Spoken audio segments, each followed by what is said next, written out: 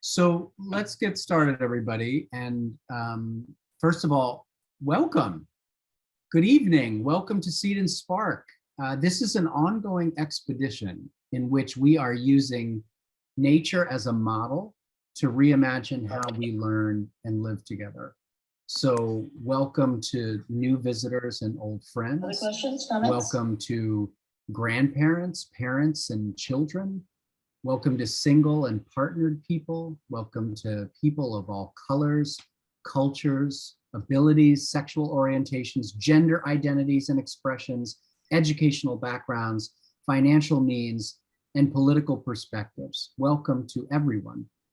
Whether this is your first time with us or you have been here from the beginning, we invite you to share in the leadership, responsibilities, conversation, and contributions of our community.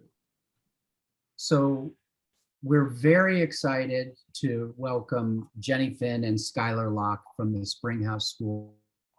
But as those of you know that have been here before, we always begin with a land acknowledgement and either some music or poetry. And so beginning tonight with a land acknowledgement, I want to turn the mic over to Mary Beth Merritt.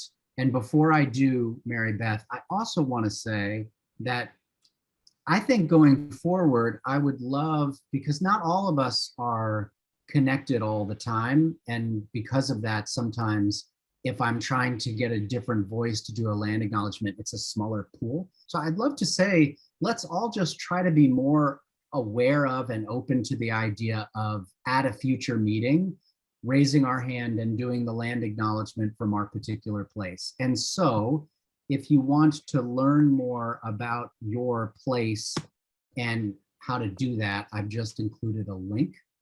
Feel free to offer your own in the chat as Mary Beth speaks. But for now, let's be centered through Mary Beth.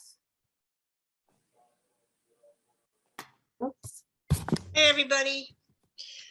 So I live in Western Massachusetts in the Berkshire Hills. This is unceded land of the Mohegan people. And in particular, in my very particular area, there is the Stockbridge Munsee Indians.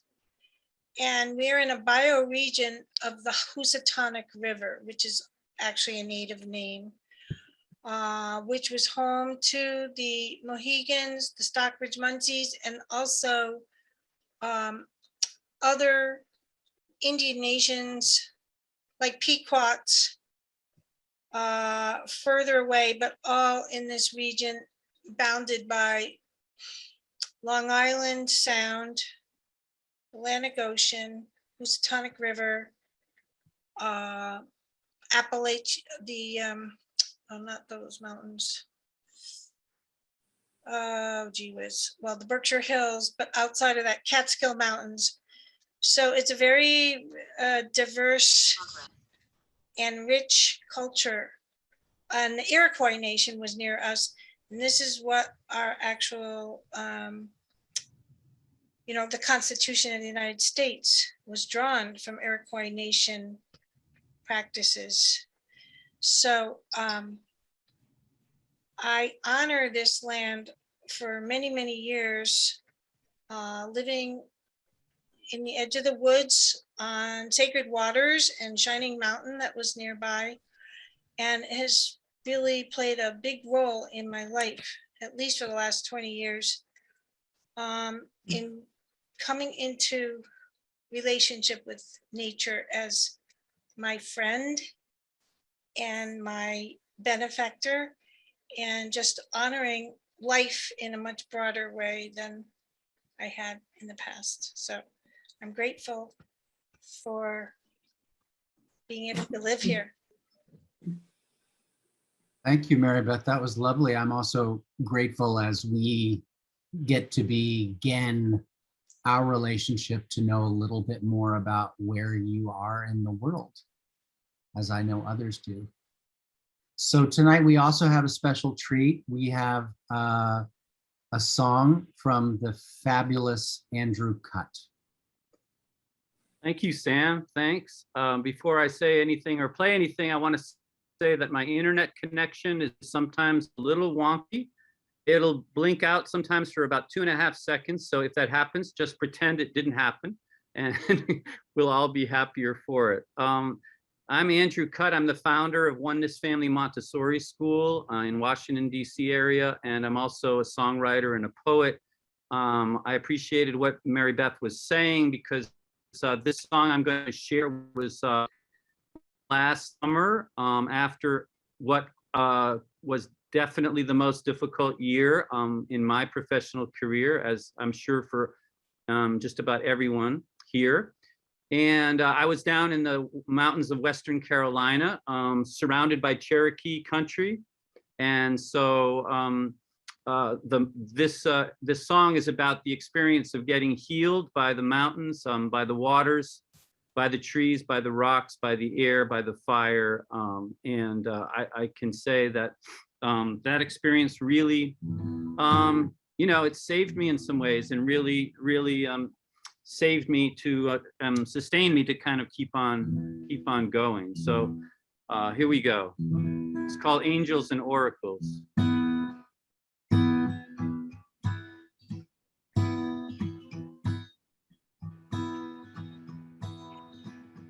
I climbed high in the mountains, left my old skin down below. I whispered to the bluebird, I stepped into the flow. I sang the music of the river, felt the breath of the sky, heard the heartbeat of the mountain, let the owl be my guide. I'm a child of the earth, these bones don't lie. Cast my ashes to the wind, this feeling won't die.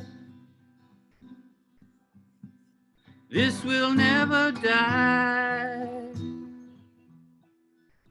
Oh, this feeling. Oh, this feeling. Oh, this feeling. Oh, this feeling. Ooh, ooh, ooh.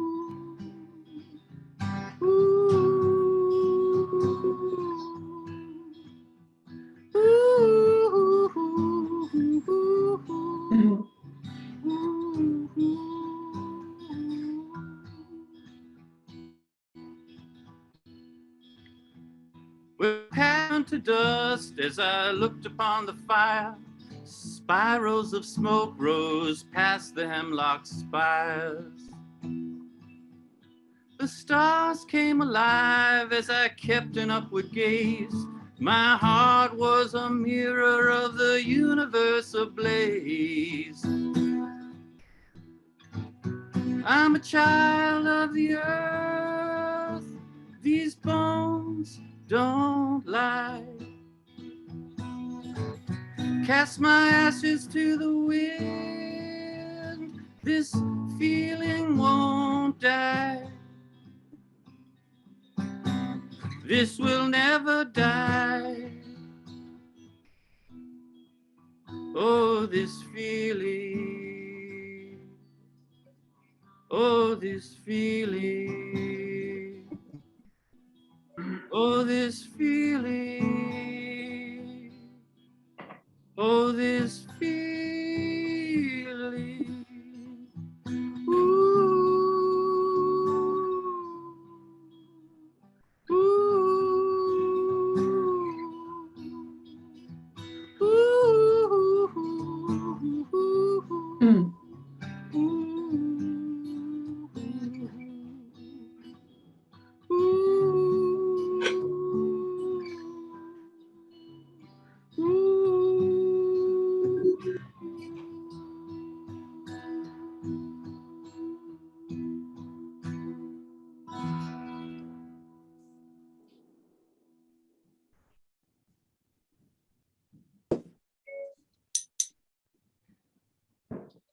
Thank you, thank you, thank you. And with that, I'm going to turn it back to you, Sam, because we want to save as much time as we can for Jenny and for Skylar. Yes, let's do it. But again, Andrew, beautiful. Thank you. Appreciate it. And- Thank you. And if you haven't yet added that song, Andrew, to the Seed and Spark mixtape, you need to. Will do, will do. And because my computer is being crazy, I can't quickly copy that link. So if somebody else would be willing in the chat to share the link to our shared collaborative playlist on Spotify, Songs for the Future of Humanity. And yes, I said collaborative playlist. So not only do we want you to listen to it, we want you to add whatever you think can make it better. With that, so I first started hearing about Springhouse School a few years ago. I know that we're not all educators, but those of us that are have been hearing about this place for a while. I heard about this school in rural Appalachia. I've tried and failed on at least 2 different times to like get my shit together and go visit.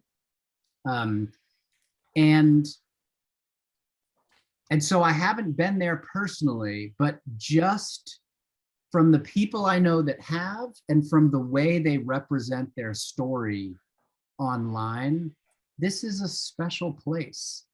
Any place that is founded in order to awaken each person's inner vitality is worth all of us paying a little bit closer attention. And that would always be true, but it feels especially true. So tonight, Jenny and one of her students and kind of fellow learners and teachers, Skylar Locke, are gonna tell us a little bit about what they do. And as always, they're gonna be just as interested in hearing our questions, our reactions, and our ideas. And so with that, Jenny Finn and Skylar Locke, welcome. Thank you so much, Sam. And it's just so good to be in this space with you, Sam, and to meet you in this way and to be with all of you. I'm really grateful that you're here. Skylar, who is also here with me, is 17. He has been at Springhouse almost since its very beginning. And Skylar is, when Sam asked me, you know, what are some things about Skylar if Sam were to introduce him, I said he's the most wildly creative person that I know. And I mean that. I've known Skylar since he was 9 years old. And one of the things I say about Skylar is I can always count on him to dance with me at any time, in the middle of a conference, in the middle of a grocery store. If there's nobody on the dance floor, he will always get up with me and dance. And I'll forever be grateful for that. I feel less alone in the world because of Skylar Locke. I'm serious. My title at Springhouse is I'm the founding visionary, one of the 3 founders, and Skylar is a learner visionary. So I'll tell you a little bit more about that later, but he and I partner a lot when it comes to the vision of the school. But before we jump into that, I also would like to open with a song. One of the ways that I open space is either with a song or a poem. So I'd love to close with a poem and open with a song. So I invite you all to just, if you're not muted, if you want to go ahead and mute, and if you want to just close your eyes and let this song kind of just waterfall over you. It's an old Appalachian spiritual, and it was written in the 1930s. It's called Bright Morning Stars. And it's one of my favorites. And it's a song that I sing often to connect me more deeply with myself and those I'm with. So I invite you to just breathe this in.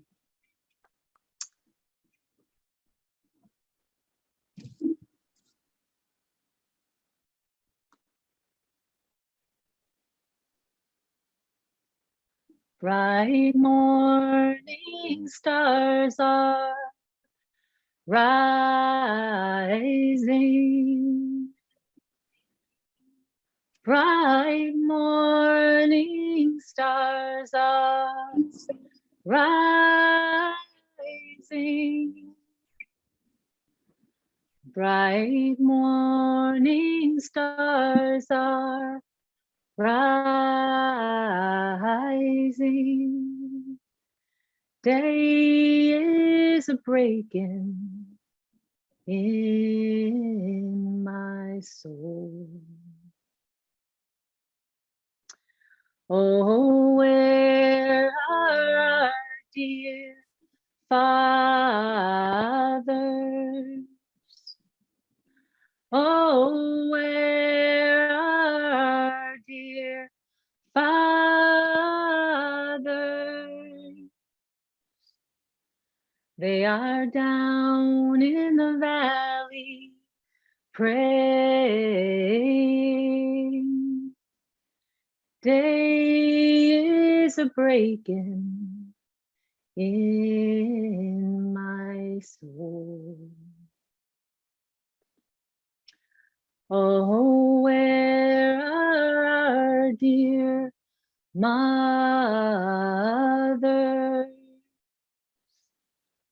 Oh, where are our dear mothers?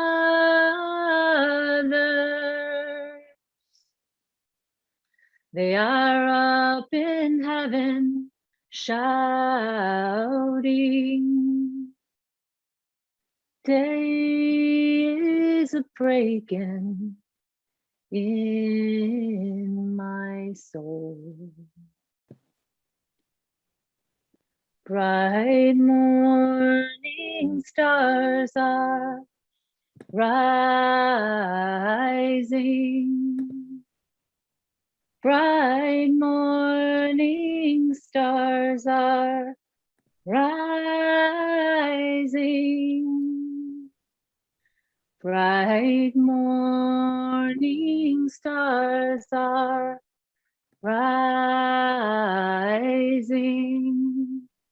Day is breaking in my soul.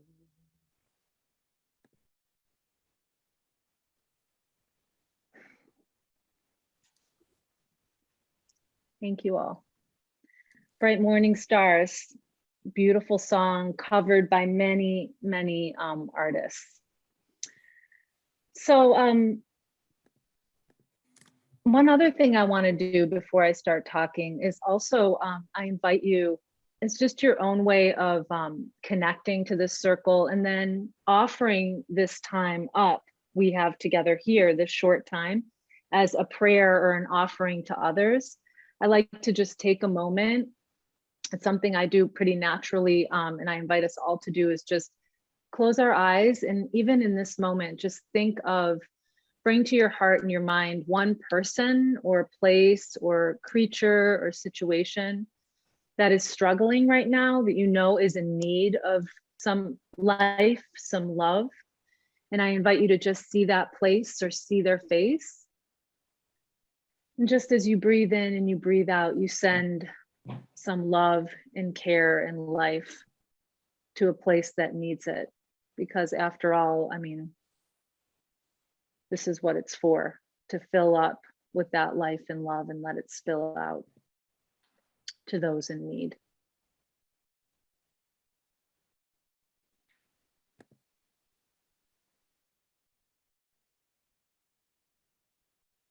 Thank you. So I'm going to tell you what we're going to do tonight is I'm going to tell you just a little bit about myself. And then Skylar and I are going to tell you, kind of go back and forth a little bit about what's happening at Springhouse. And then we're going to leave the rest of the time to maybe have small group breakouts, since it's, I haven't seen how many, yeah, since it's a little bit of a larger group. Just to respond to the question, how can education be a pathway to creating a more vital culture? And so that'll be the question that we explore together, and then we'll come back and close with the poem. So like I said, and Sam said, my name is Jenny Finn, and I am the founding visionary at Springhouse.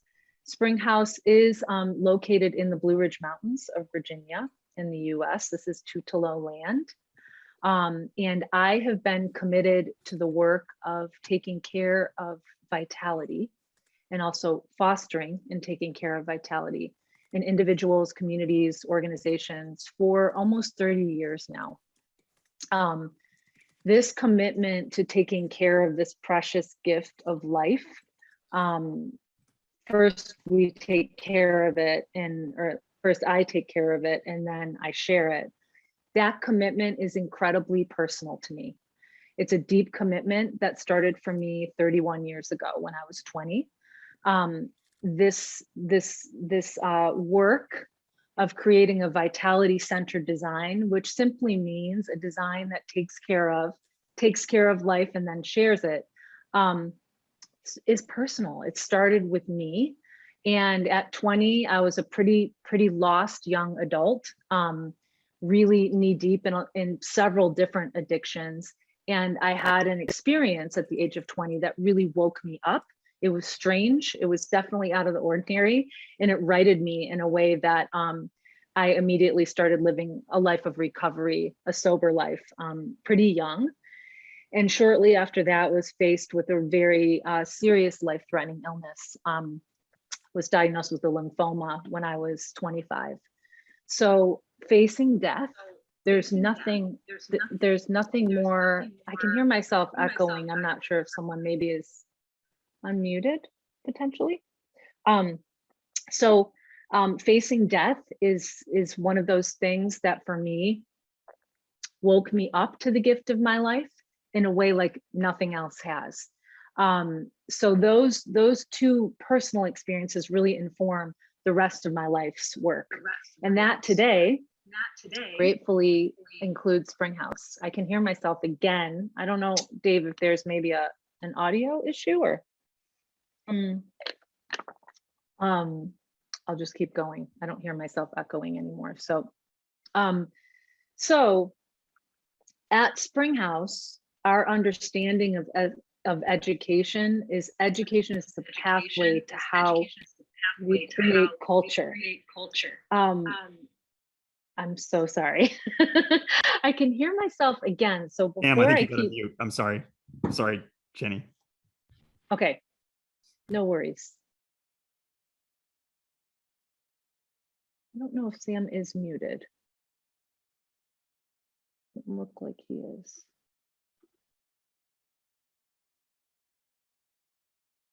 Can you all still hear me?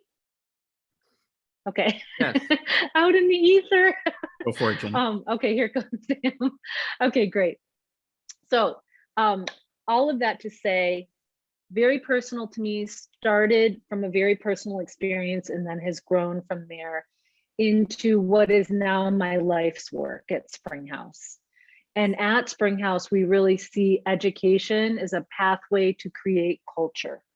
Nobody on the Springhouse team is there. None of us ever planned on being a part of a school, founding a school that wasn't in our purview. It was more about culture and creating life-giving culture. And so we really see education as the pathway by which we do that. It's where we pass down what we adults deem is most important for our young people. And I don't know about you all, but often what I see in more conventional educational settings is alarming, what we're passing down to our young people. It's actually not, in many ways, not useful to them, to the adults who are working with them, or to our culture at large. So at Springhouse, like I said, what we feel is most important is that life is a gift. It's a gift and it's up to us to take care of it. So Springhouse now, as it heads into its 9th year, next year, we are an intergenerational learning community and our vision is clear. The North Star is very clear, and that is that we want to build regenerative culture. We want to see regenerative culture where all people feel connected to the vitality within them, between them, and around them with this planet and beyond. Big, mighty vision that I even heard when Sam was speaking about Seed and Spark. Much of what he was saying, that spirit of welcome, that generous welcome. As I heard it, I just thought, oh, that's so resonant with our vision and our mission. How we live into that vision, how we practice it, is by creating and sharing vitality-centered education. And what does that mean? That's what Skylar and I are going to talk to you about, because we have 5 principles that really allow us to practice what education is when we orient around life at the center of the design. And the second part of our mission is, I mean, why do we do that? We do that so we can courageously respond to the world's emerging needs. Not so we can save the world. It's more that we can fill up. We fill up with life and love, and then we move toward the places in this world that need more life and love. I can't imagine a more important reason for education and what intergenerational learning and living can actually be. So Springhouse was founded in 2013. Like I said, I had no intention, even though I was finishing up doctoral work in sustainability education, I really had no intention of starting a school. In fact, I said to one of my mentors, I don't think I'll ever work directly with teenagers, which is exactly what I'm doing every day, and also with adults. At Springhouse, we do have a day school for teens, so 12 to 18-year-old teenagers. We also have coming of age programs for preteens and teens. And we also have an adult program. We have a 9-month fellowship right now. We have practices, courses for adults where they can really learn how to tap into that vitality within them and then take care of it, both locally and then also globally now. This fall, we plan to launch a 4-year and a 2-year certificate program in regenerative culture, design, and practice. So that's exciting. And from this 8-year experiment, which it truly has been on the ground practice experiment in vitality-centered culture, really. From this, and also from a research focus group that met for a year that Skylar was actually a part of, that we met as a community, and we really explored the question, what makes Springhouse remarkable? And what we mean by that is like, what really identifies Springhouse? What makes it unique? And we spent a whole year exploring that. And what we came out with was 5 design principles that actually aren't our design principles. They're ancient design principles worded in a way that truly is emergent from the experience and experiment of Springhouse. And we named that design Sourced Design. And that design has now reached 10, maybe more different countries, nearly 100 people in a year through these labs that we offer, and then also through a year-long program called the Source Design Immersion. And we're not interested in scaling and getting huge. It's more, we want to be learning with and supporting people who want to foster vitality in their own lives and in their own communities. That is really what they want to do. And Springhouse offers a network of support, also principles that we're all working with that are universal, but can be practiced in places and really respectful of people's their uniqueness of people in place. So that has been that's been really fun too. So like I said, our vision is regenerative culture. It starts with one person at a time. And we do that by creating vitality-centered education. I'm gonna turn it over to Skylar Lack, my dancing friend. And he's gonna talk to you a little bit about, he's gonna introduce a little bit of vitality-centered education, and then he's gonna talk about our first principle. Over to you, Skylar. Thanks for being here, buddy. Yeah. Thank you very much. I'm really excited to be here. So yeah, I mean, vitality-centered education, it's not just an idea or a dream or an ideal that we have. In our and at Springhouse and through Source Design, it's practiced through 5 principles. Let's see. So that first principle that we have is taking care of vulnerability. A way that we do that at Springhouse is with our mentorship. Every learner has an assigned mentor. My mentor and I meet every week, and we discuss projects in relation to Springhouse, as well as discussing my relationship with myself. We talk about self-love, legacy, art, and a whole bunch of other things. Actually, earlier today, we had a very fruitful conversation about purpose and my own personal vision and mission as an individual person in the world. And in our conversations, which we have, all the time, spontaneously and planned, and I learn a lot from him, and he learns a lot from me, and it goes both ways. And we both grow from each other's presence. As an adolescent, I'm a vulnerable person. I'm in that transition from being a kid into an adult, and that's scary and that's hard. And he helps take care of me. And I also have the responsibility to help take care of the parts of him that are vulnerable as well.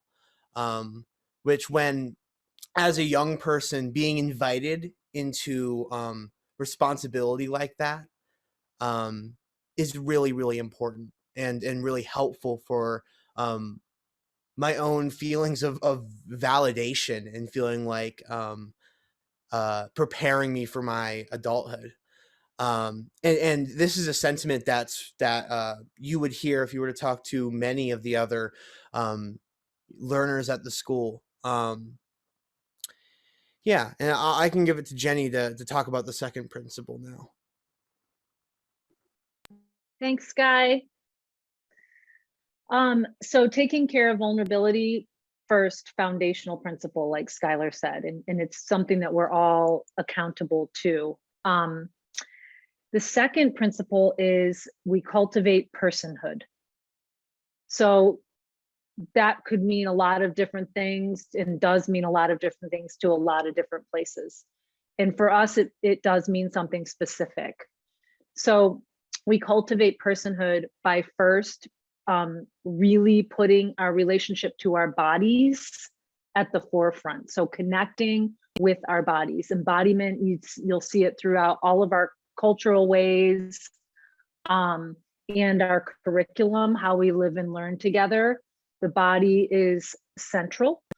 In fact, right now, it really is central to our main course. So every cohort of teenagers is learning about the body and with the body in different ways. Like there's a course right now on breath. Honestly, one of our adults was out. We live in the country. Many people live on farms. So one of our staff members brought in one of his roosters that he had slaughtered for food. And they did a dissection of the rooster. And one of the teens came in after and said, "Oh my God, I never realized how beautiful inside of a body is." And I just thought that was really amazing that someone who's 13 is saying that. So we really focus pretty heavily on the body. And then we also focus on the sacredness of life. So really the ways that we can cultivate a relationship with the sacred within, starting within, and also without. And then the third is a consistent practice of self-study. So I don't know if you could see or tell, but Skylar is 17. And when I was 17, I can tell you right now, I was not talking about taking care of someone's vulnerability. I wasn't taking care of my own vulnerability. So when the adults are practicing that, embodying it, we're not just learning these principles. I mean, these principles emerged from practice because we're practicing them and embodying them ourselves. So that consistent practice of self-study really starts with the adult. at Springhouse. Our own commitment, we spend 3 hours a week together, and that's just not our own individual practices, but together, doing relational work together, inspirational work together, sacred work together, so that we can be what we hope for in these young people. That's really, so those things, sacredness, the body, and consistent self-study start with us. One of my, one of the people who I really respect in the field of regenerativity is Carol Sanford. And in one of her books, she writes about self-awareness and self-reflection being really a lacking competency in our country. And I agree. And so it's important to have cultural ways in a design that orients around vitality, naturally gives birth to cultural ways that keep you close to that vitality. I don't know if that makes sense in this kind of abstract Zoom room, but it's those cultural practices that have emerged are mentoring, like Skylar talked about. There's a lot of small group work oriented around eco-centric development in teens and adults. And so we work pretty closely and we're deeply informed by the work of Dr. Bill Plotkin, who's a depth psychologist and a former academic, founder of the Animas Valley Institute. And then also regular practices that connect us to our bodies. Every single morning meditation is a part of our community practice. And most of all, we really live a deep ethos that to change in the world begins with change in ourselves. So that's cultivating personhood in a nutshell. I'm going to hand it back to Skylar for to talk about the third principle. Back to you, Sky. Yeah, thank you. That was really, I really appreciate what you said there about the second principle. With the third principle, we have building a beloved community. One way that we do this is through our communal dance practice. Twice a week, we dance together to a playlist of five rhythms. Each rhythm is meant for a different part of the body and a different quality of energy. Dancing as a community allows us to be vulnerable, intimate, and authentic with one another. Seeing each other in such a way creates true bonds. These bonds cannot be broken by, a simple disagreement or a fight, or really how I see it, it'll be really hard to really break this community apart. Because of the bonds that we form through our practices, and dance is just one of many of those. Everybody wants to be connected, and they're willing to do the work necessary to strengthen their relationships. So yeah, I'm going to send it back over to Jenny for the fourth principle. Thanks, Sky. The fourth principle is respecting the wisdom of the earth. So it's not like we have studied living principles and then applied them. It's more that we started with putting life, the source of life, at the center. And then we are every day experiencing living systems principles that many of us I know have read about and value, things like emergence, things like self-organization, complexity, those kind of things regularly in the practice, monastic day-to-day practice, where really amazing things happen. Like I'm thinking about self-organization, where an organism really draws toward it what it needs. I, a couple years ago, said to our staff, maybe it was 4 years ago, I don't even know, 3 years ago, I said, I have this vision that we're going to be sailing together next year as a school. And they all looked at me like, what? We live in the mountains. Nobody knows how to sail. What are you talking about? I'm like, I don't know. I just can see it. And I'm not kidding. 3 weeks later, David walks in. We at that time we're in an eco village basement, and my office was in a shower closet.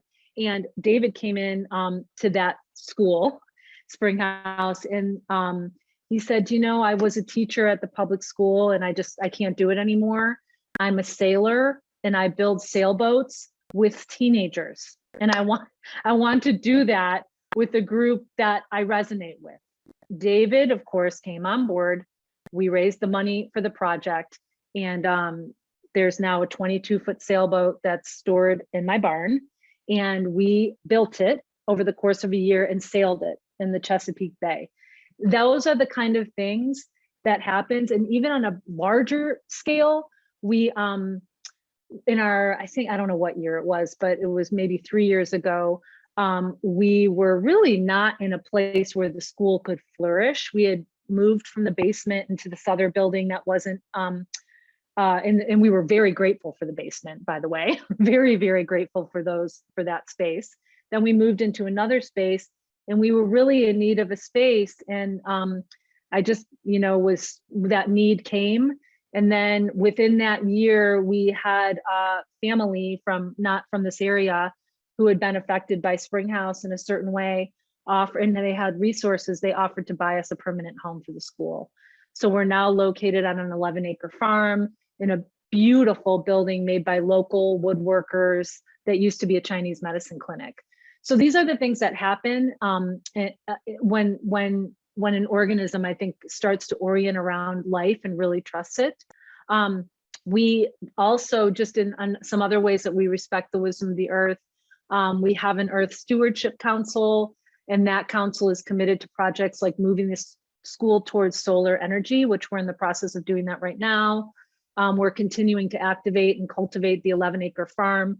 We live with greenhouses, and one of our fellows just came in and had a whole basket of greens yesterday, so food is growing. And we also just spend most of our time outdoors. I mean, all during COVID, most of that time we held school, and we were outside even during the winter months and just built a lot of fires around the school. And the biggest thing is we can't value what we don't know very well, and what we don't know, we don't take care of. So it's really important to us to cultivate a deeper connection with the earth and to practice paying attention and deeply listening to its wisdom. So that's just kind of the tip of the iceberg. There's a lot of stories to tell about that principle, but I'll pass it over to Skylar for the fifth one, which is to love and serve others. Over to you, Skylar. Yeah, as Jenny said, our fifth principle is loving and serving others. And one of the ways that we do that is through communal meals. So we often, this happens usually around once a month, and we love to connect people through food. And I truly feel like that's one of the most powerful ways to create connections with anybody, is through eating a meal with someone. So once a month, we invite a community member to come in and help our cooking apprentices make a meal from their culture. Then we invite our broader community into our space, and we share a meal together. This is the broader community. This is people in our local town. This is also, invitations to people all over the world if they're willing to come out. We've had traditional meals from Mexico and India, and this winter we'll be eating Vietnamese food, which I'm personally super excited about. Another way that we love to serve others is by sharing these principles with the world, kind of like how we're doing right now, and using the work that we have to articulate and study these principles, and we can use that work that we've done to guide those who are trying to create their own regenerative cultures in their own communities. Yeah, and what I will say is that in relationship to those community meals, being there and seeing our larger community around us coming together and enjoying a meal made by people who are just learning, and seeing that the faces that they made, they're like, oh my gosh, this is good. And I just absolutely love seeing that. And that's something that's really special for me. And also just seeing like 13-year-old kids like so proud of themselves. Like I took part in making this meal that my community is coming together and enjoying. So I'll send it back to Jenny to wrap us up, I guess. Yeah. Thanks, Sky. Getting hungry just listening to you. So I'm going to wrap us here, and then we can have a little conversation before we close. But mostly, when I left, I was in Colorado for a long time where I did a lot of my work, and we moved here about 9 years ago to the Blue Ridge with my family. And when I left Colorado, one thing that I often did there was I would be contracted or hired to come in all these different kind of organizations, or I worked individually with people who were really looking to foster, like light that spark. You know, we're not feeling connected, we're not feeling inspired, we're not feeling alive with our work. Can you come in and can you dance, or can we sing, or have a courageous conversation? What would happen is that vitality would be sparked, and because the cultural design was not oriented in such a way to take care of it, it would not continue, it would not sustain. And so when I left Colorado, one of the things I knew that I wanted to do was to be in a long-term daily practice of and in a community, place-based, fostering vitality over time, because I really just wanted to see what was going to happen. And I am so grateful that I, in my lifetime, have gotten an opportunity to be a part of something like this. Truly, it is not easy. It is not easy. But so much is emerging beyond just a vitality-centered educational design and curriculum. Our organizational structure is different because we orient around vitality. Our economic model is now shifting because of practicing these principles. Our economic model is no longer tuition-based. We do not charge for anything that we do, and that is not because we have a major donor or we have a primary foundation. It's because we have a model that is rooted in trust, transparency, and relationship. So any person who interacts, whether it's an adult coming in to learn or a teenager in their family, we have an honest conversation, we build relationship, we build trust, and we are totally transparent about the resources that we need. And that's not just money, that includes people, that includes physical resources, and it also includes prayer and mindful attention. So those things are shifting in a way that honestly is healing us in our relationship with money. Even just our internal community is healing around that. Also, our organizational structure is really rooted in a deep staff development program that I talked about earlier that takes care of the heart and souls of every staff member first as a top priority. And our roles are really clear. We've spent a lot of time really listening for the essence of what we do in relationship to this ecosystem called Springhouse, and that we really see our work not at all as a job, but a calling. And we all came there in very strange ways. And the whole staff is emergent from the design. And I can say more about that another time. But finally, like I said before, Springhouse, though rooted, it's these principles are not new. They're ancient, but they're not well practiced. And Springhouse itself is really one of a kind simply because it's truly emergent from this place in these people here in the Blue Ridge. So anything that's really emergent, whether it's a person or an organization or an initiative, from its source is remarkable and unique. And that's why I'm just really grateful to be there, and I'm honored to share what we're learning in the experiment with other people. So I'm really grateful that you're here to listen. I think Dave put in the chat our website. You can learn more there. You can find me on LinkedIn, and I'm happy to put my profile link in the chat. But most of all, just thank you very much. And I think maybe we go into discussion time around the question, how can education be a pathway to a more vital culture, or any kind of maybe discussion about anything you heard tonight from Skylar and I. And thank you so much, Skylar, for being here on this Wednesday night. I'm really grateful. It's an absolute honor. Thank you. Yeah, I'm thinking as at 8:53, what do we think, Dave? Maybe like 10, 12 minutes just in smaller groups for us to sense make over what we've heard. And then we can come back together and sense make as a larger group and hear a poem from Jenny and bring it to a close. Does that sound good, everybody? I'm certainly curious what people are thinking. So Dave, what instructions do we need to give folks? I've made some Or in the breakout breakout rooms. You're room. welcome to jump in. Jenny, Welcome where- back, everybody.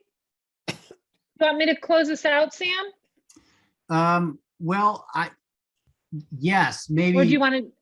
Okay, I'll mute Well, until actually, you tell me. hold your poem a little bit, because I would love to just have a few minutes in a large group just to share a few other final thoughts or reactions, either something you heard in the small group or just anything that feels important enough to raise up with everybody. I was really glad that I stalked your school online at the beginning of the presentation a little bit, because I saw the list of the board members, and we had Chuck Peters in our group, who's chair of the board. And I just love the boldness of and loveliness of like your conversation about tuition moving to a gift model and so on. It's just, it seems like everything is an expression of what's at your core, which is just so awesome and beautiful. Yeah, thank you so much. That was so beautifully said. I'm really glad it's recorded. Thank you. It really Well- was. It's like a fractal, you know? It's a Yeah, beautiful thing. And Thank you. while it's being recorded, I want to tell you what Elizabeth said in our meeting, which is the same spirit, where she said they put, and this is for both you, Jenny, and Skylar, and obviously everybody else that you're a part of that isn't here. She said they put all the components of healthy human relationships at the headwaters of every sentence. Ooh, nice. That's really beautiful. That's so beautiful. Oh my goodness. Thank you. I'm really glad you Well, it's shared true, that and out. it came from you all, so just a reflection. Beautiful. I also want to just quickly say that Heather Krantz, who is on this call, is Skylar's mom, and also has been a dear friend of mine since the beginning. And all I can tell you is, I mean, Heather and her husband Dylan trusted us from the beginning. We couldn't do what we're doing. It is so, I don't even know. It's like just it requires so much trust and faith from families to put their kids in something so experimental like this in a culture that I think has gone just kind of crazy around education and college admissions mania and all this stuff. And so Heather, I'm grateful you're here tonight. I'm so grateful you gave birth to Skylar, and also that your trust in us. I will never forget it. And I'm very grateful. There's no greater like support or affirmation than trusting your child to us. So thank you. And thank you for being here. I just wanted to point her out that she's a deep part of our community.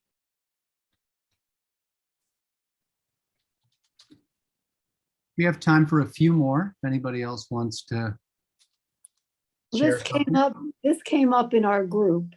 And I think we would love to hear Skylar's response. Skylar, are you still on the call, I hope? And that is, so what about APs? What about college admission? What about class rank? Are you worried about applications? I'm making a list. It was a meta question.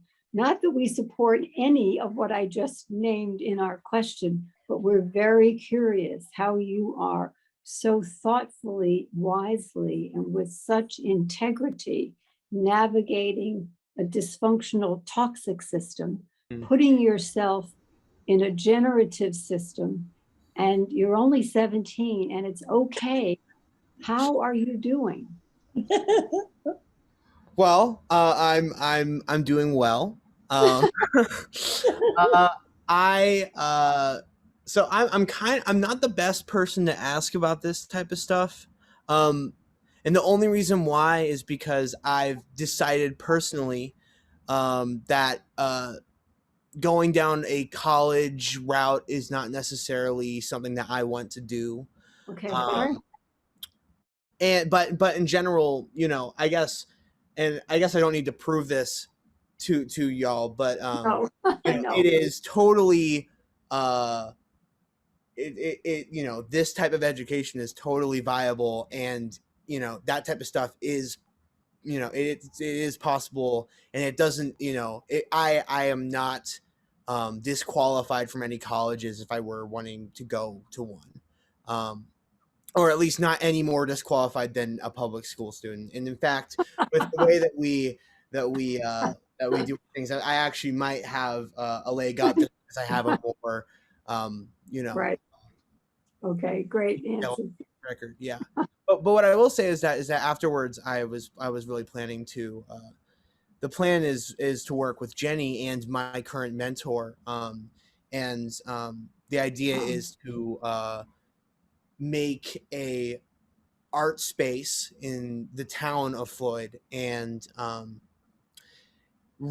of like try to reach the same goal of regenerative culture, but instead of through education, do that through art and experience. Okay. So that's the work that I'm going to be doing after I graduate. Okay. Well, best wishes to you. Thank you. Bravo, bravo. Yeah, bravo. Great. We have time for one more.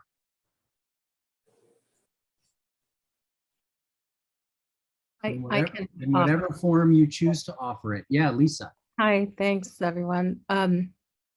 One of my favorite definitions of faith, I'm seeing the word faith and trust come up in the chat. And Jenny mentioned about the trust that the parents have in the school and each other and the children and the teachers. My favorite way to think about faith is saying yes to life. And this vitality-centered education is so exciting. And as we were leaving the breakout, Skylar was saying one more thing about dance. And I think dance is just, that moving from the center in joy and emotion is so, life is about movement. And I just wonder if there's anything else Skylar wanted to add on that. Life, movement, faith.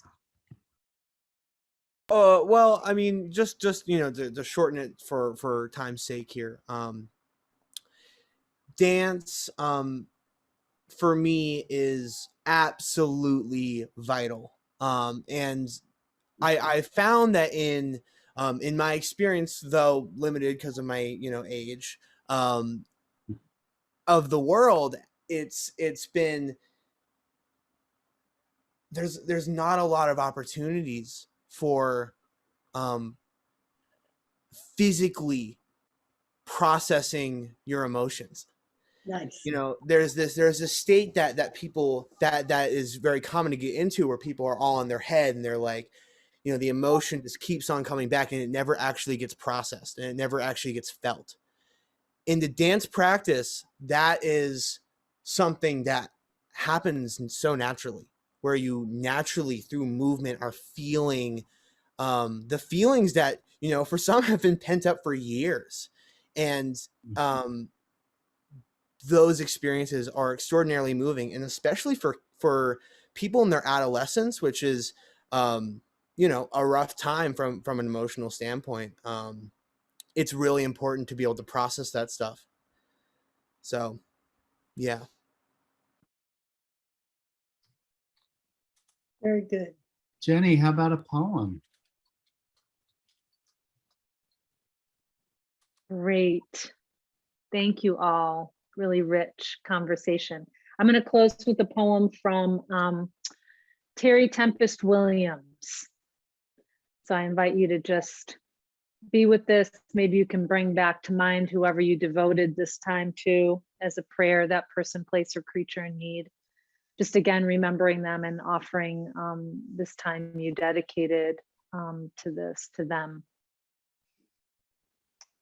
The eyes of the future are looking back at us, and they are praying that we might see beyond our own time. They are kneeling with hands clasped that we might act with restraint, that we might leave room for the life that is destined to come. To protect what is wild is to protect what is gentle. Perhaps the wildness we fear is the pause between our own heartbeats. The silent space that says we live only by grace. Wildness, wilderness lives by this same grace. Wild mercy is in our hands. Let this be our prayer, reimagined. A deep bow to all of you. Thank you so much. Jenny, Skylar, Heather, Chuck, everybody that's a part of the Springhouse community. Thank you all so much. And everybody else, thank you for making time from your respective corners of the world to be here and to be together. I'm going to share in the chat, you know, there is a virtual network. You can also find Jenny through there and the other people you see in these squares. There's a bunch of other events coming up, including one tomorrow about the relationship between Martin Luther King and trees. There's now every Friday at noon, a community council meeting that everybody is invited to. Next Wednesday, Roseanne Bosch, one of the finest designers in the world around learning spaces, is going to be here.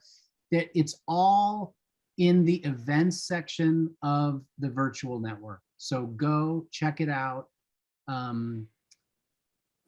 Let's dance more. Let's be with each other. Have a great night, everybody. Good night, everybody. Thank you so much. Thank you. Thank you, Jenny. That was amazing. Jenny. Thank you all. Thanks, Jenny. Thanks, Skylar. Thank you, Sam. Thank Thanks, you. Dave. Thank you. Hi, Nancy.